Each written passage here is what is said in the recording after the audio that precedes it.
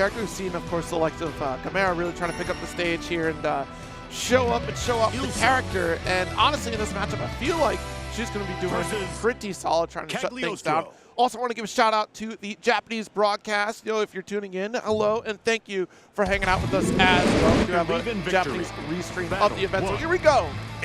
Round 1. All right, things starting off real quick. We're seeing some pressure from CanCola here. Gonna get the frame trap, just a little reset here, overhead. We bait out the throw, and this is all kinds of wild pressure. We're not quite fully able to string a combo together, but Miyo will spin the brave counter just to alleviate some of the pressure and start using these calculations. Ooh, interesting. Yeah, we had that deep run up with the JU activation right there, which is such a risky option in the corner, but guaranteed the hit to go for that throw bait in that last interaction. Big jump off the spear, not able to convert, but retreating shot is definitely going to be likely. Already in the corner, don't want to risk the downward shot here to get countered.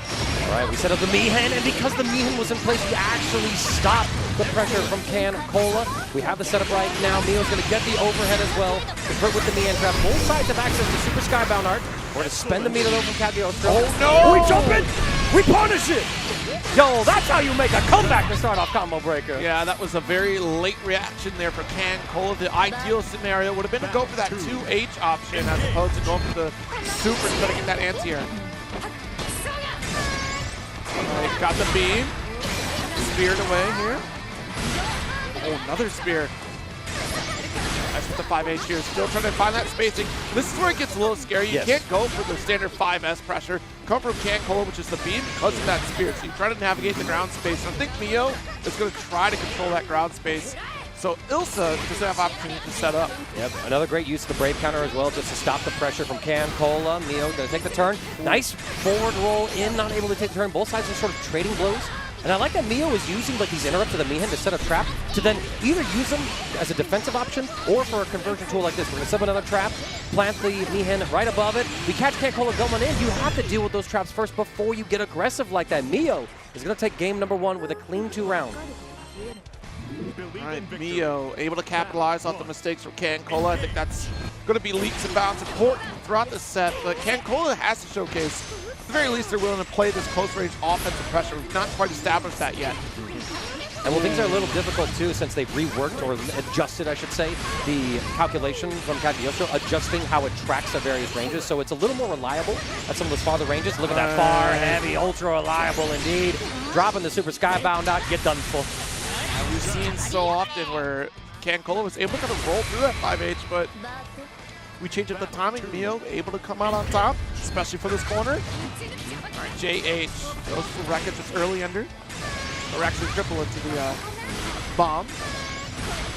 Pushing back, and oh my gosh, using the teleport to evade the laser beam. That was so slick. We do block the overhead, and we brave counter just because the Mihen was going to allow Cagliostro to extend their turn. Miyo now defending pretty well. Punish on that EX Alexandria. CanCola just going to simplify the confirm, set up a trap overhead for the simple remix. Go. Beam.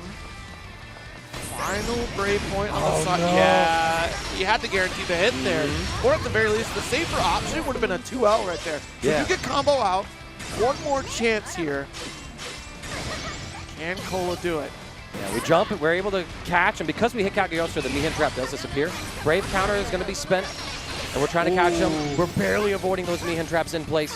But it looks like CanCola might not know that you can actually just deal with those traps. If you hit them with a normal like you were mentioning, you will delete the trap, and that would be it. Now, players are sitting there, and it looks like match is confirmed. It is just first to 2 for this tournament series today. I know there's been a lot of discussion in the community about it. Should Granblue be first to 3, first to 2? Meanwhile, Strive having the reverse of, should we go back to first to 2? This game's a little longer now. Yeah, I mean, really tough interaction. Off that teleport there, I'm pretty sure, like you said, if it would have been a 2L interaction, we would have had the interrupt and a punish on top of the teleport at that point. But yeah, it's tough timing. Once you recognize your opponent doesn't really understand the scenario where, oh, I can just shut that down and not get pressured away from it. It's hard to run into Cagliostro nowadays, but I mean, there's still definitely plenty of data out there that can help you kind of move forward in a bracket, especially against a character like Cagliostro. I mean, she has been a menace for quite some time and still retains a lot of that tendency. We don't see her as much as we used to, but she's still a very powerful